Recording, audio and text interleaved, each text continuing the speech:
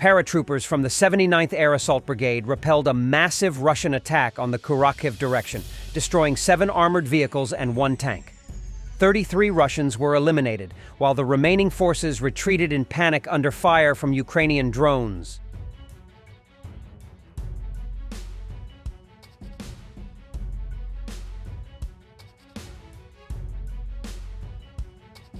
In Kursk, Russians attempted an assault using armored vehicles and attached electronic warfare systems. Didn't help. Work by the 103rd Territorial Defense Brigade.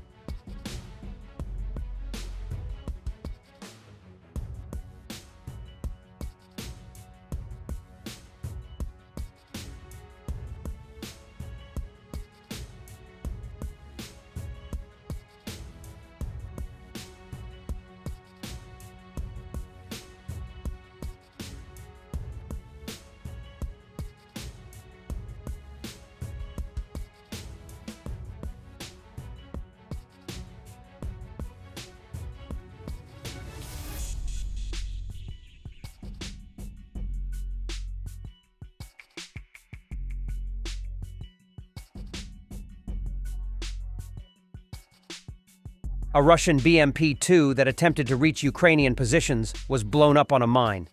The crew was targeted not much later. Most of them were able to run off.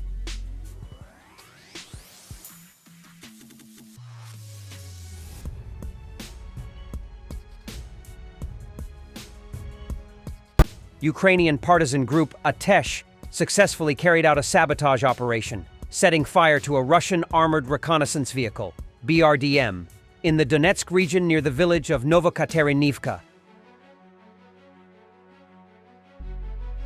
The 3rd Assault Brigade used drones to hit Russian BMPs, MTLBs, and mortars on the Kharkiv front.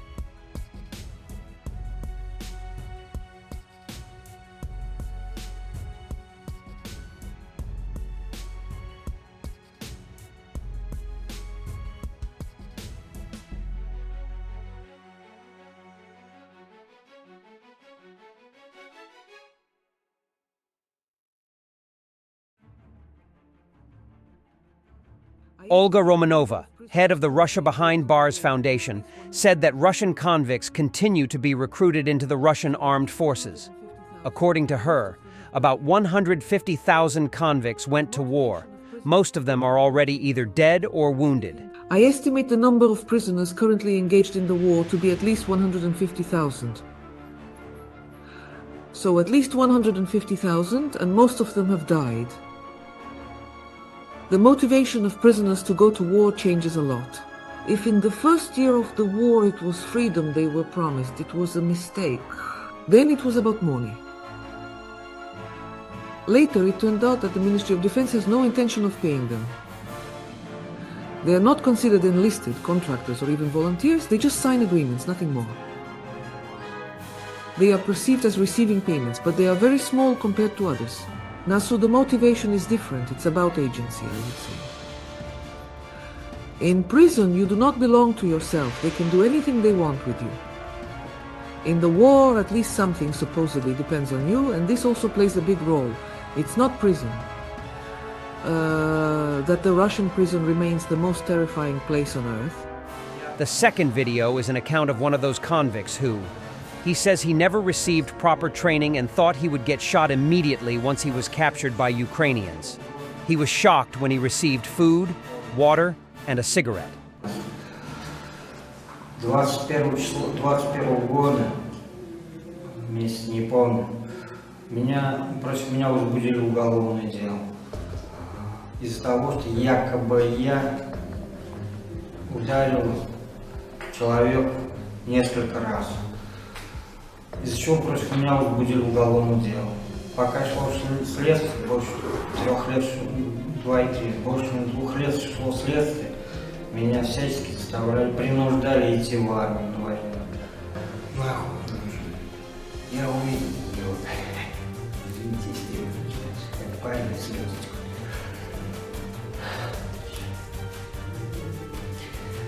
Вот я пока бежал, что я увидел. Я на самом деле увидел вот своими глазами.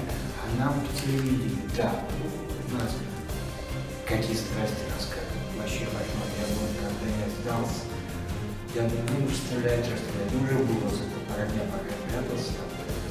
Тут стреляет, обратно пойдешь убить, пойдешь убить. Ну, что будет, я вот сошел, я на самом деле думаю, меня расстреляют. А мне тут, блядь, я смотрю, вода стоит. Я стоит там, стену, так, стоит, я смотрю, вода, я думаю, можно было пойти.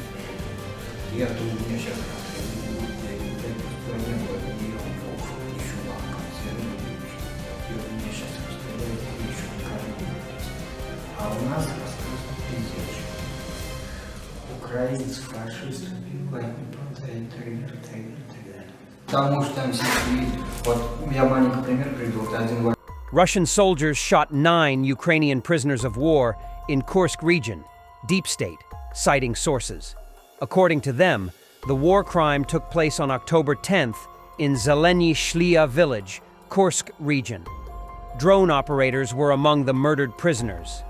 Such actions are a gross violation of the Geneva Convention relative to the treatment of prisoners of war.